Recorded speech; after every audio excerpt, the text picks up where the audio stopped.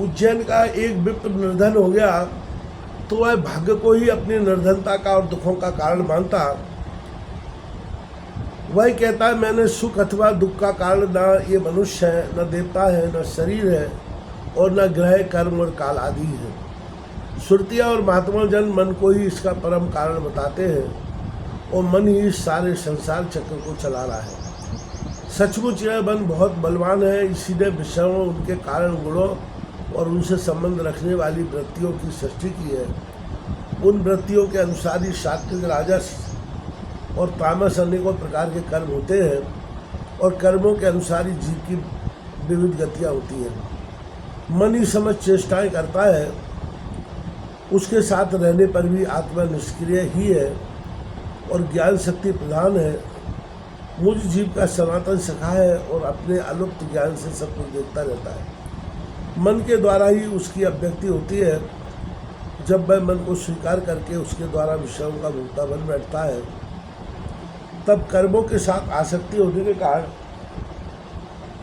वह इनसे बंध जाता है। दान, अपने धर्म का पालन, नियम, यम, वेदाध्ययन, सत्कर्म और ब्रह्मचर्यादि श्रेष्ठ व्रत, इन सब का अंतिम फल यही है कि मन एकाग्र हो जाए, भगवान में लग जाए। मन का समाहित हो जाना ही परम योग है। जिसका मन शांत और समाहित है उसे दान आदि समस्त सत्कर्मों का फल प्राप्त हो चुका है।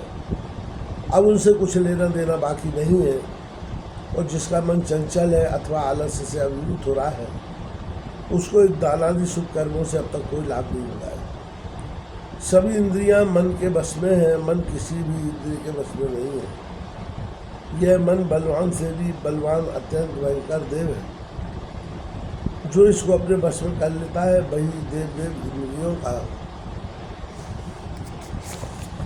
विजेता है। सचमुच मन बहुत बड़ा शत्रु है। इसका आक्रमण असह्य है। यह बाहरी शरीर की कोई नहीं, हृदय आदि मर्म स्थानों को भी बेचता रहता है। इसे जितना बहुत ही कठिन है।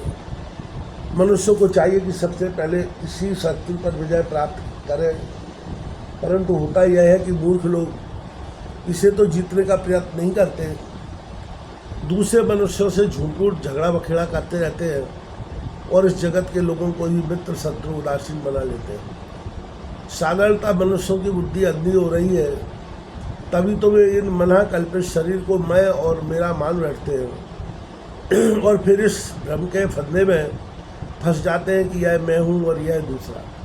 इसका परिणाम यह होता है कि वे इस अनंत अज्ञान अंधकार में ही भटकते रहते हैं।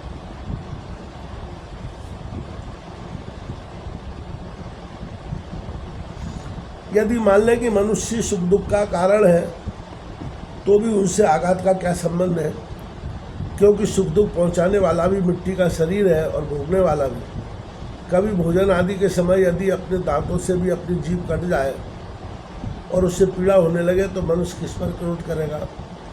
यदि ऐसा मान लें कि देवता ही दुख के कारण है, तो भी इस दुख से आत्मा की क्या हानि, क्योंकि यदि दुख के कारण देवता है तो इंद्रियाभिमानी देवताओं के रूप में उनके भोक्ता भी तो वे ही है।